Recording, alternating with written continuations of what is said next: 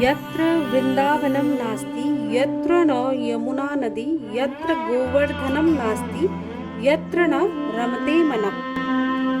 मेरो मन वृंदावन में अटको, मेरो मन हरि चरणन में अटको। वृंदावन साधारण नहीं है, वृंदावन एक साधारण जगह भी नहीं है। वृंदावन को ब्रह्मा जी ने नहीं बनाया, पूरी पृथ्वी ब्रह्मा जी की सृष्टि है।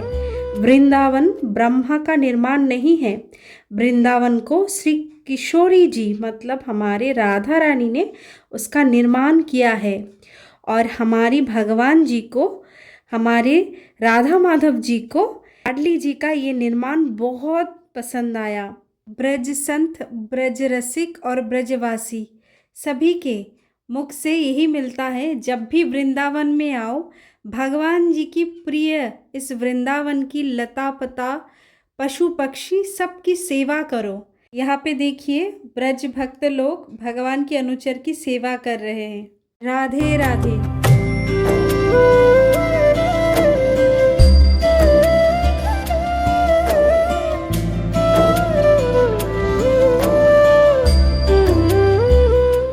ब्रज 84 कोस की परिक्रमा करते हुए सर्वेश्वरी राधा रानी कृष्ण मनोहारिणी राधा रानी की अशेष कृपा से आज हम आए हैं बरसाना में।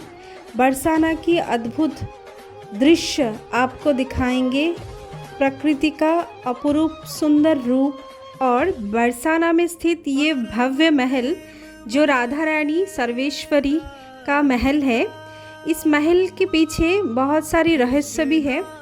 जाना जाता है कि ये महल 5000 साल से भी पुराना है और इसका निर्माण किया था भगवान श्री कृष्ण जी का प्रपौत्र वज्रनाभ ने।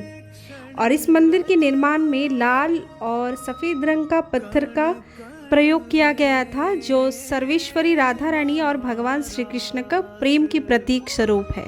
ब्रजवासी और ब्रज संत की वाणी से हमें ये ज्ञान प्राप्त हुआ है कि ये जो आपको बरसाना का परिक्रमा मार्ग आपको दिख रही है, ये भक्त लोग पैदल परिक्रमा करते हैं। और हमने भी इस परिक्रमा मार्ग में जाते हुए इस बरसाना का भव्य सुंदर स्वरूप को दर्शन किए।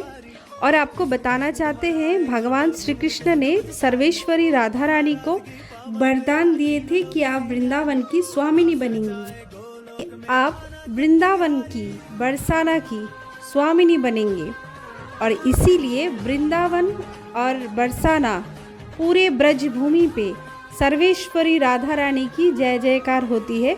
और वृषभानु दुलारी कृष्ण मनोहारिणी राधा रानी की इच्छा के अलावा वृंदावन में प्रवेश नहीं कर सकते। और इनमें से जो भी वृंदावन दर्शन करते हैं, वृंदावन में प्रवेश करते हैं, इनमें से बहुत कम लोग ही बरसाना आ पाते हैं, क्योंकि सर्वेश्वरी की इच्छा के अलावा यहाँ पे कोई भी प्रवेश नहीं कर सकता।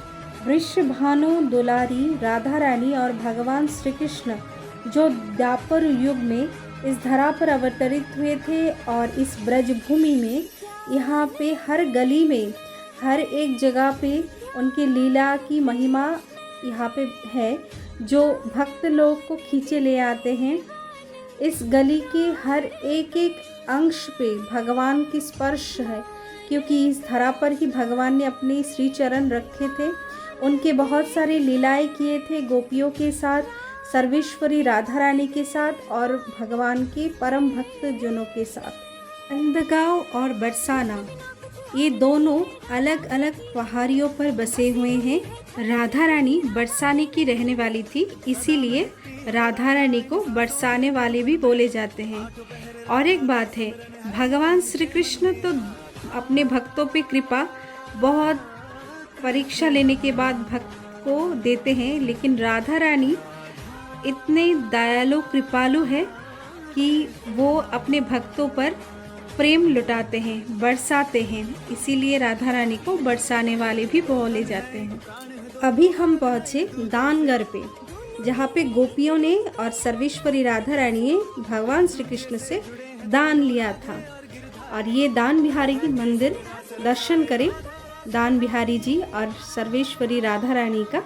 और चलिए इस जगह का, इस मंदिर का और इस स्थान में भगवान ने गोपियों के साथ क्या लीला किए थे और गोपियों ने भगवान जी से अर्थात भगवान श्री कृष्ण से क्या दान लिया था, इसका हम ब्रजवासी से श्रवण करें।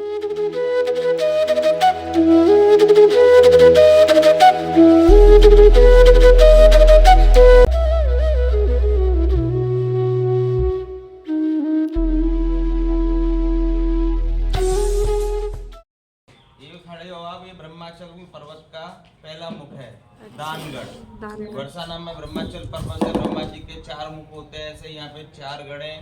तो ये ब्रह्मा जी का पहला मुख है दानगढ़। और यहाँ ठाकुर जी ने दान लीला की है। पूरे ब्रज में भगवान ने गोपियों से दूध दही माखन को दान लिया, सकरी खोर दान घाटी अपने आगे सुना होगा।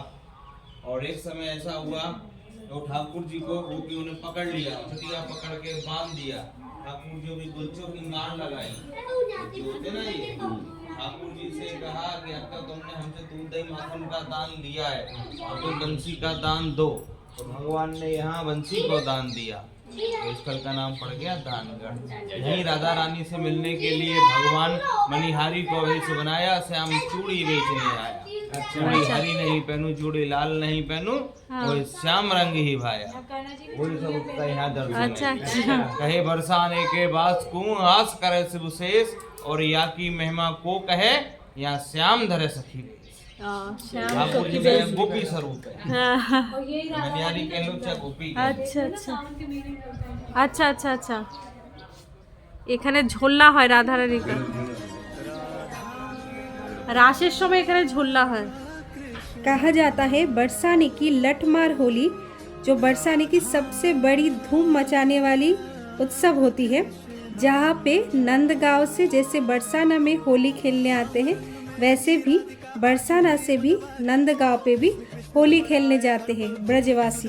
साना से 8 किलोमीटर की दूरी पर है नंदगांव। नंदगांव और बरसाना दोनों का अलग अलग पहाड़ी पे बसे हुए हैं। नंदगांव जो पहाड़ी पे बसे हुए हैं, इसका नाम है नंदीश्वर, और जो बरसाना है वो है ब्रह्माचल पर्वत पर। ब्रज की हर गली पर भगवान के अनेकों लीलाएं हैं। इनमें से माखन चोरी लीला, जो भगवान की बहुत ही मनमोहक लीला है, जो सिर्फ गोपियों के लिए भगवान ने किए हैं, गोपियों की मनोकामना पूरी करने के लिए। बरसाना में जब भी आप भगवान की हर एक स्थान को दर्शन करेंगे तो एक जगह आपको मिलेगी जिसका नाम है साकड़ी खोर। साकड़ी खोर मतलब साकड़ी गली, जिस जगह से एक ही जन एक ही बार निकल सकते हैं। ये जगह दर्शन करें, बहुत ही पवित्र जगह है। इस जगह से जब भी गोपियाँ मथुरा के लिए दूध दही माखन लेकर जाते थे तो भगवान यहाँ पे गोपियों को रोकते थे, उनसे दूध दही का दान लेते थे। अगर वो नहीं देते थे तो यहाँ पर मटकियाँ तोड़ते थे गोपियों की। और आज भी अगर इस पहाड़ी की अंश में आप सूंघते हैं ना, दूध दही का सुगंध आज भी आते हैं। और यहाँ पर भगवान के हस्त चिन्ह भी दिखने को मिलते हैं। दर्शकों, ये देखिए जो चिन्हित आपको स्थान हमने दिखाए हैं, वहीं पर भगवान के हस्त चिन्ह है। और ये चिन्ह कैसे आए ये भी आपको बता देते हैं। साखड़ी कोड़ वही जगह है जहाँ पर गोपियों से भगवान दूध दही माखन का दान लेते थे। गोपियों ने भी एक बार भगवान को पकड़ के गोपी वेश में सजा दिया था, इसीलिए दानगढ़ में भी भगवान का गोपी स्वरूप रूप है। और एक बार क्या हुआ था, भगवान तो गोपियों के जो बंधन है वहाँ से भाग के निकल गए, और भागते समय ही भगवान एक बार अपना पैर फिसल गए थे, और तभी बैलेंस रखने के लिए भगवान ने इस पहाड़ी पर अपना हाथों से स्पर्श किया था। वही हस्त चिन्ह जो आपको अभी दिखाए हैं। ब्रज में पीवत यमुना जल को, मेरो मन वृंदावन में अटको, मेरो मन हरि चरणन